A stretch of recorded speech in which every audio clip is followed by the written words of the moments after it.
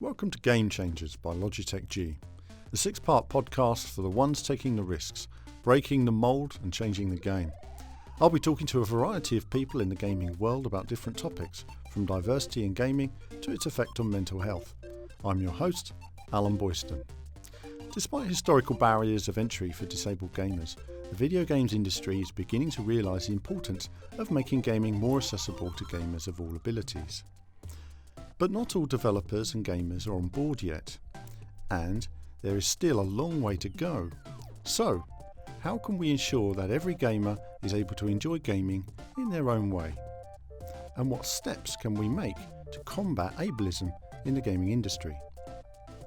Today, I'm joined by accessibility consultant Ian Hamilton and Andrew Bromelo, accessibility assessor at national disabled gaming charity Everyone Can. So, Ian, Andrew, welcome to the show today. It'll be good to really educate people. I guess we want to learn a bit about the barriers for disabled people, but also for yourself and the charity and the challenges you come up against as well. Andrew, I guess, firstly, a bit about your role. Tell us a bit about what you do. Well, as an assessor for the charity, I can be sent all around the country to meet people, and we basically pair them with the adaptations or the technology that they need to be able to do whatever it is they want to do. We can help people with communication, environmental controls, but over the past few years, the charity's moved more and more into the gaming space, and we use gaming to help people learn how to use adaptions. So that could be someone that wants to use a computer to enable them to communicate with other people. We'll use simple games to help train that process. And then we'll also use gaming as a way to encourage social interaction, just an enjoyable hobby, and just agency in people's lives. Ian, your role, how does that differ? Well, my work is kind of split into two chunks. Part of my time is spent on advocacy, so basically trying to raise awareness about accessibility and why it's important with both gamers and with developers. So that covers things like working on best practice guidelines on teaching, speaking, writing, running events as well. So we run a couple of accessibility conferences for developers. And the other side of it is the consulting side. So that's working directly with studios, big studios, small studios, platforms, industry bodies, and basically helping them remove barriers that can exclude people with disabilities from their products. Okay, so let's start with, I guess the first barrier is peripherals themselves. Charities help a lot with terms of making peripherals, options like that. Tell us about some of your initial work of how you're helping people with disabilities. Normally, the first thing that we would do is they have to be aware that the equipment is available. That's the first barrier. But once people are aware, it's then a case of not rushing out and buying the equipment, but hopefully coming to a place like ourselves where we can help pair them with the right equipment and show them what's available, let them get hands-on with it, try it before making any purchases. The technology that's available nowadays in terms of adaptations is much better and a lot cheaper than what it was just a few years ago. Logitech's helped with that immensely with the release of their own Switch package, which is really great in terms of cost. As an average, each individual Switch that we would pair someone with to play a game, so every button they would need, used to cost, for us, £30 a Switch. Logitech have released a Switch kit that with 12 Switches included for £90, which as soon as you go over 3 Switches, that's a huge saving.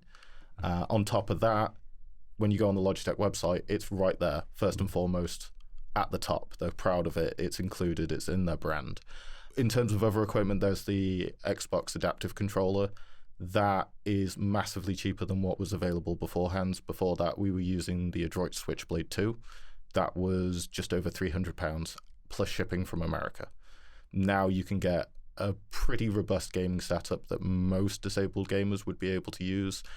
And when we do an assessment, we can give them their wish list, find out what games they want to play, sit down with them, let them have a go, let them try a few different games and a few different setups, and then let them leave with a shopping list that budgeting probably about £150 to £200. Massively more achievable, more affordable than what it was just 2 years ago. And of course, you can show them things and options that they didn't know existed. Absolutely. One of the things that we are familiar with is that families or care groups will come with a game with disabilities, and they're normally quite dismissive or quite surprised about what that individual will be able to achieve. And so normally they leave really just shocked and kind of awakened to the possibilities that that person can have in terms of gaming. Ian, to yourself, I mean, it adds a lot of freedom. You've increased the range of controls available. You've increased the I guess the way you communicate that across to people now. But you need games that are also have the option, with the controller options to work with as well. What kind of projects are you working on supporting that? In general terms, it's the two are intertwined. You can't really decouple like hardware accessibility and game accessibility, because if somebody has limited reach, limited strength, limited endurance, precision, then that's going to come up against barriers that game designers have put in place into their games as well. So actually, there can sometimes be a misconception amongst developers that this provision of better technology and cheaper technology actually reduces the amount of work that's needed on the game side. But it actually increases it, because it means that there's ever more and more people who are actually able to progress past those hardware barriers and need to encounter the barriers within games themselves. So like I said, the two are inextricably linked. Online gaming as well, obviously it brings everybody together. It's a leveler. I mean, that must generate, it gives people a lot of freedom as well. It really helps if you can get them to that point playing online. Yeah, absolutely. Gaming is great, but the charity's focus on it is gaming with other people as part of the community, not in isolation or on your own. We have no interest in setting someone up so they can be isolated and alone in their room. Online gaming is a great way to get someone who isn't able to get out there to meet new people, to be experiencing, to socialize. So we've got several barriers then. We've got obviously people with disabilities coming to you. You then help them. You're then helping produce controllers for them that can work with them to help them play some of the games.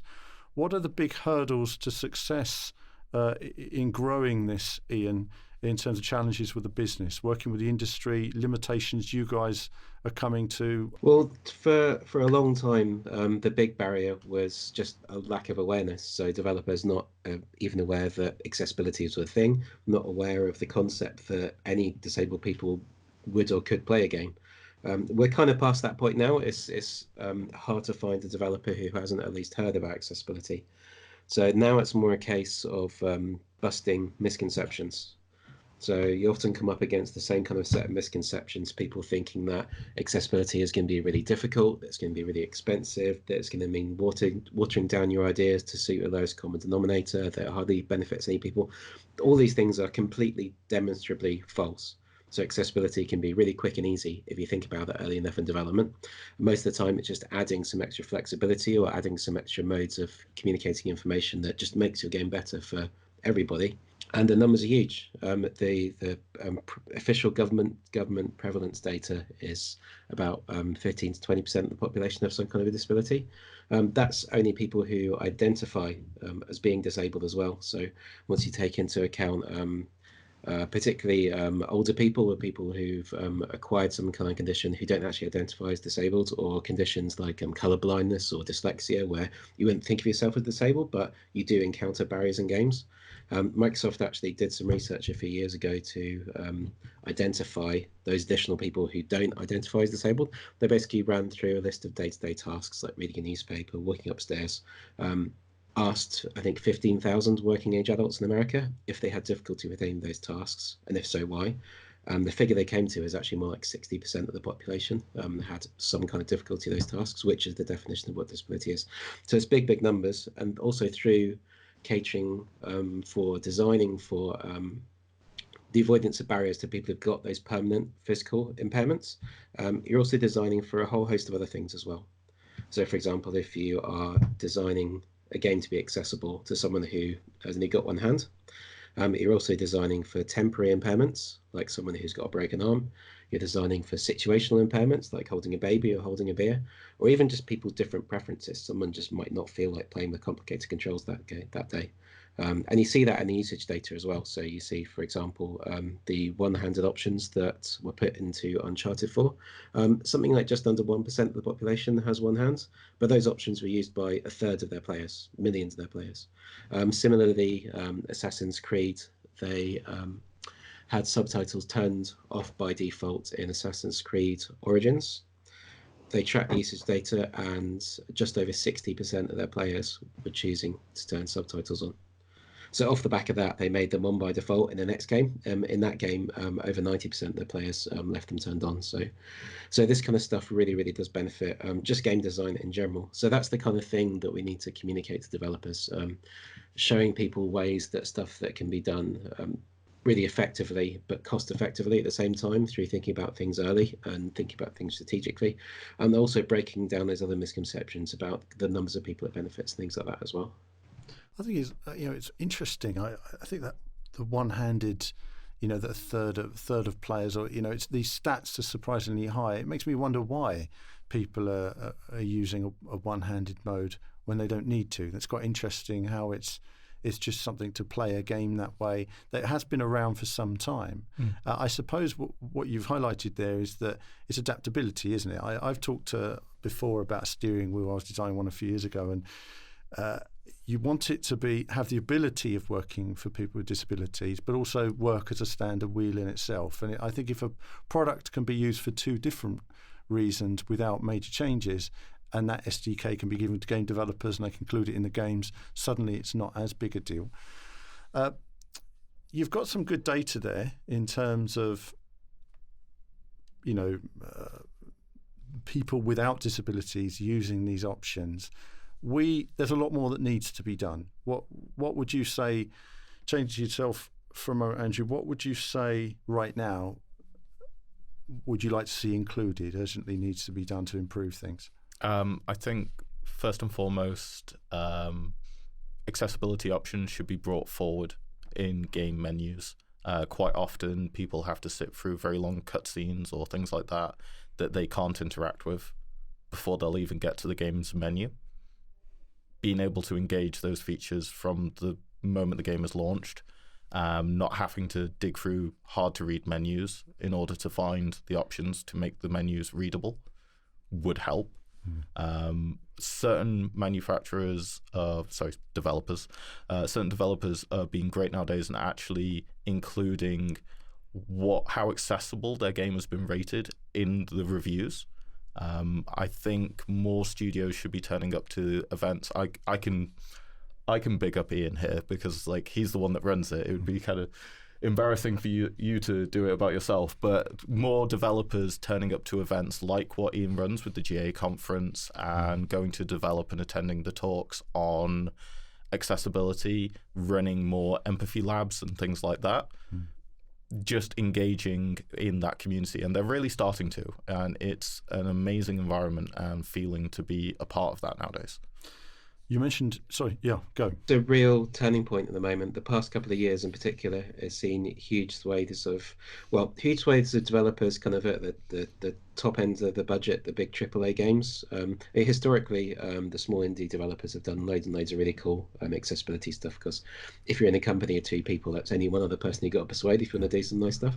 But the big companies have been really getting on board the past couple of years, and they've generally been starting to implement their first couple of features quite late in development when the game launches, and I always hear the same thing from them: damn it, if only I thought about this from the start, I could have done so much more. And that's what they're now doing. So kind of the next wave, I think probably starting about the middle of this year, we're going to start to see that second wave of games coming through from those big companies. So we should see some really, really nice progress. It's an exciting time. We're moving to a new generation of hardware: PlayStation 5, Xbox Series X, future. Some of what you're saying to me kind of sounds like it should be in a hardware setting, really, that there should be an accessibility setting in the hardware that says, I would like games to be structured in this way, and that way all games are structured in a certain way. There is some ways of doing that and certain features that enable it, but it's not always the best way of doing it. For example, you can set the controls on your Xbox controller through the console itself. If you have an Elite or an adaptive controller, you can actually set the button placement on that itself on the hardware, but without being able to calibrate and bind the buttons in-game as well, you'll find yourself like having to burn through different profiles, changing it regularly, leaving the game in order to launch it. And it's just a lot more complicated. It would be better if it was built into each game that you could do that. That said, though, a great feature would be on your console being able to set, I want large subtitles. And then every game that you play pulls from the console, your profile data says, right, set the subtitles in this game immediately to on and set them to the larger size, and then go from there. And then you can do the fine tuning in game. Yeah. Ian, what they need is an accessibility consultant. They need you basically to tell them how to do it. It seems to me that a lot of games companies could do with a bit of accessibility consultancy early on. I mean, right now we talked about indie games, didn't we? Because it's easy, like you said, a couple of guys making a game, they can include features, and even they say to you, oh, I wish I'd included that. Big games companies, Ian, what are they doing? The big games companies, it's a bigger challenge there, isn't it? Because it's a big machine. If it's a smaller company, the challenge is always about time and money. The big companies, they're working to timelines of a few years with teams of hundreds of people. So the resources are all there. It's a question of prioritizing. People who have an interest internally being able to persuade all the various different ranks of management that this accessibility consideration is something that deserves to be on the backlog, prioritized against all these hundreds of other features, all of which are somebody's baby, you know. So it's kind of a different kind of challenge. It's more kind of like a strategic and like political kind of challenge. And that's really been changing a lot, and it's been helped by some legislation in the USA called CVAA, which is about communications accessibility. So basically requiring digital communications like text chat and voice chat, like WhatsApp and Skype and that kind of stuff, to be accessible. That affects communication in games. So although it doesn't affect gameplay, what it has meant is that the like senior levels of management in all these big game companies have been talking about accessibility. So now when somebody says, oh, I want to do this cool accessibility thing, it's already a part of the conversation. That's made it a lot easier for people to do some cool stuff. We're making progress there. We need to get these big companies involved. Next thing I'll ask you is, do we need more in the way of business tax benefits, some kind of business benefits? I always find big industry, it takes a while to change, to pick up certain areas and improve. You know, there are things that if you don't give to charity, you don't appear on the rich list, for example. We know these things exist. I feel, is there something in terms of impetus that you feel could help big companies and big industry to get them more involved? Or do you think they're already at the table, they're already listening, but it's just a slow machine? Yeah, well, it's changing quite quickly. Certainly the landscape is very, very different, like Andrew said, compared to even just a couple of years ago. And people are doing it for the right reason. I mean, obviously, there's the communication stuff, which people have their legal obligations to. But outside of that, the reason why all these companies are getting on board is because they want to. They don't want to be unnecessarily excluding players. They want their players to have a good time, which is really nice to see compared to certainly other industries I've worked in, where it's more of like a compliance box ticking kind of exercise. Yeah. I think it comes down to the kind of people that are working in the games industry, that people genuinely are passionate about their players having the best possible experience. But in terms of like incentives and stuff, there is a nice case study of that out of Australia, an organisation called Film Victoria, which is a government funding body for the creative industries in the state of Victoria, which is where most of Australia's game development is. And back in, I think 2011, 2012, they realised that they had accessibility requirements as part of the funding process for their like film and TV and stuff. Like if somebody pitched a film to them, they weren't allowed to get funding for their film unless they'd put subtitles in. So they said, why don't we have the same thing for the games? And they did. So they implemented, basically as part of the funding process, a really simple question. It just said, here's a couple of example accessibility features. Tick which ones you're including. If there's anything else you're doing as well, write it in this box. Here's another box. If you're not thinking about accessibility, tell us why not. And in all the years that's been running for, they haven't had one single developer write anything in a tell us why not box. Obviously, because they want to get their funding. And why that's really, really important is because this is prototype funding. So it's helping to encourage that thing that I was talking about earlier about developers thinking about it early in the process when stuff is easy and cheap to do. Absolutely. Well, it's good to have something like that. I think it's a bit like the accessibility consultancy. Really, it's people need information and need education. They don't automatically know it, and I think in a way you guys want to streamline it as much as possible as an industry. But talking to yourselves, let's talk about something else. In new technologies, talk about the future. We've got VR, sort of various sort of mixed reality options. Andrew, what do you think of VR? Do you think VR could be adapted well? Do you think that could help?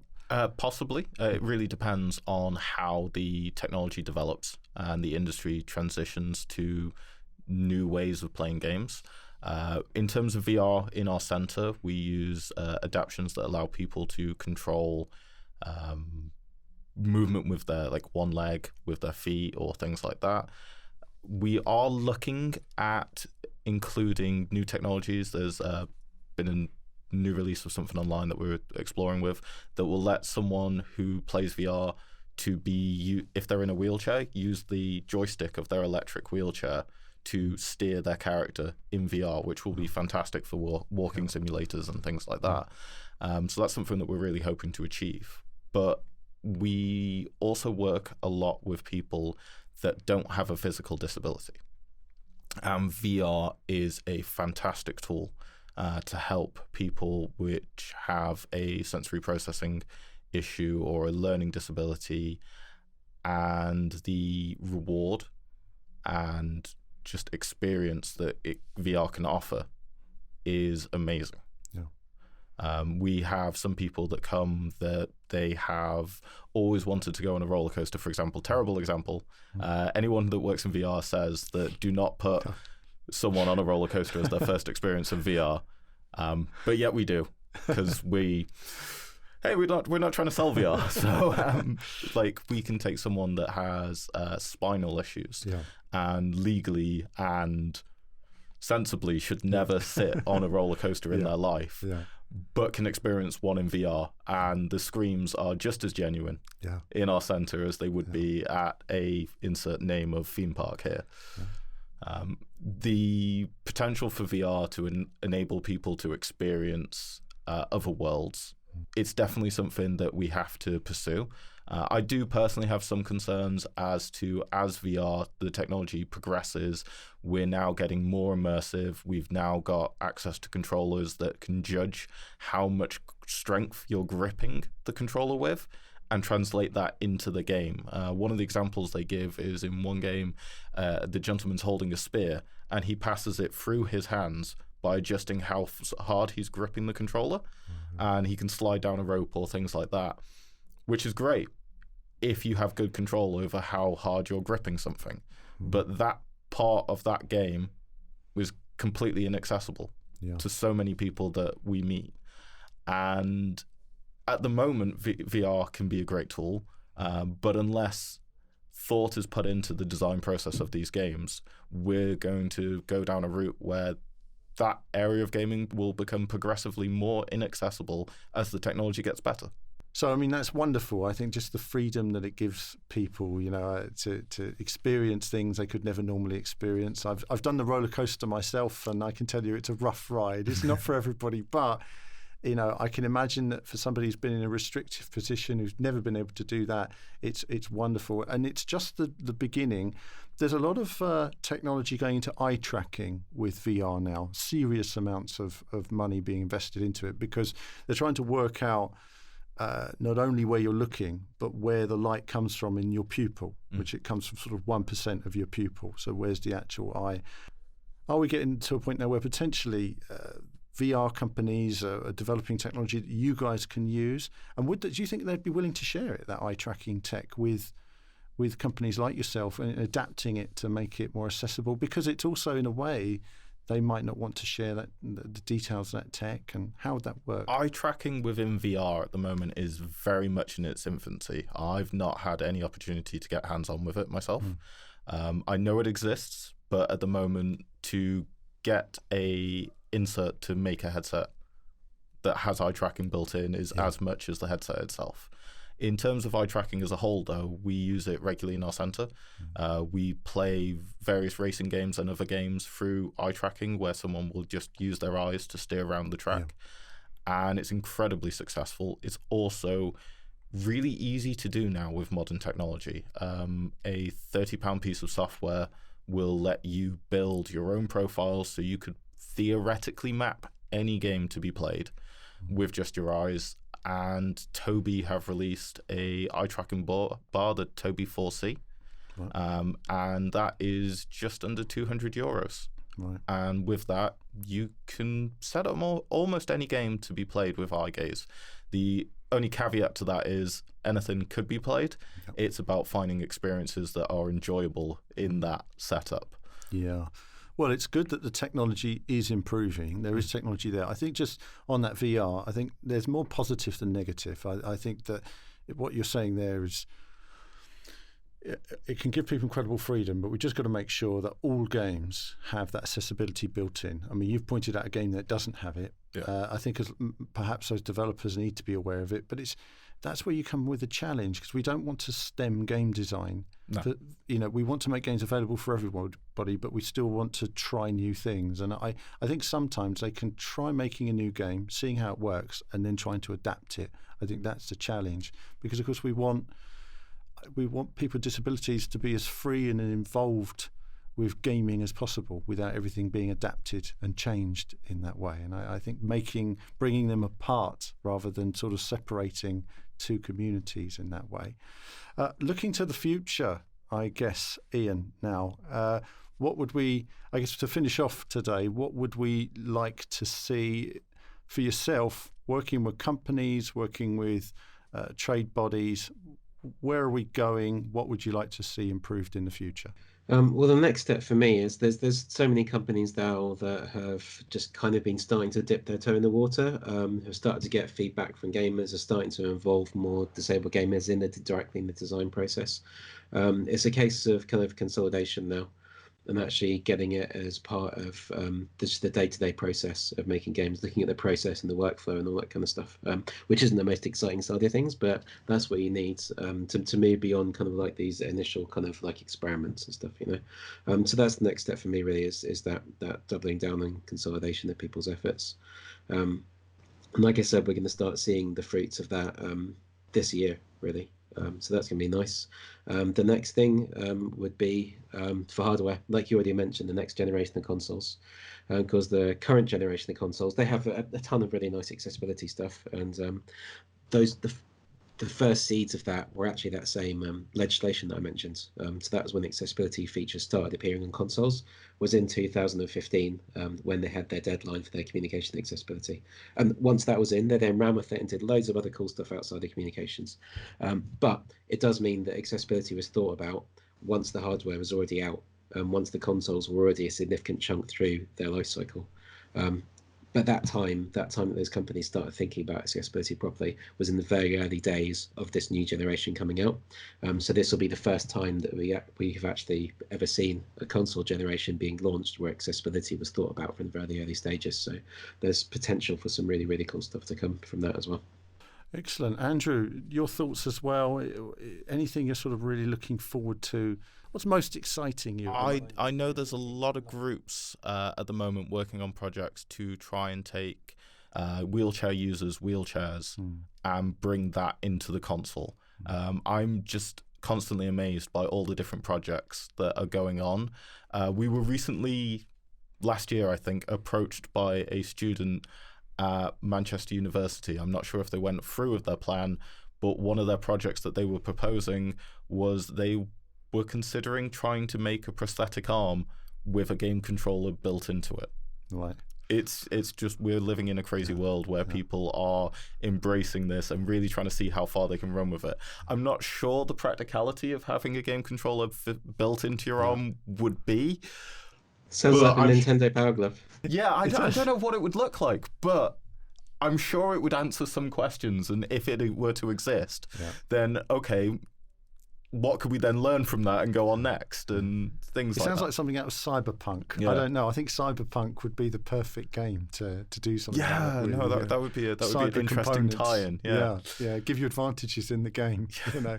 I don't think we want to encourage people to like opt into those kind of things. Well, Ian, Andrew, thanks for your time today. And for those of you who are watching, I hope it's been informative and helpful for those with disabilities that are learning about the opportunities that are available for them, the various controllers, as well as game developers as well that are looking to make their games more accessible and looking for advice from charities such as yourselves. And from accessibility to green gaming and the future of esports, we've covered a range of topics on our Game Changers podcast. If there's a topic you'd like to see us talk about next time, tweet us at Logitech GUK. And remember, please subscribe on your app of choice and leave a review. Don't forget to follow Logitech on Twitter at Logitech GUK, Facebook logitechg.uk and Instagram at Logitech G. There you'll be able to learn more about the new Lightspeed wireless range that's now available.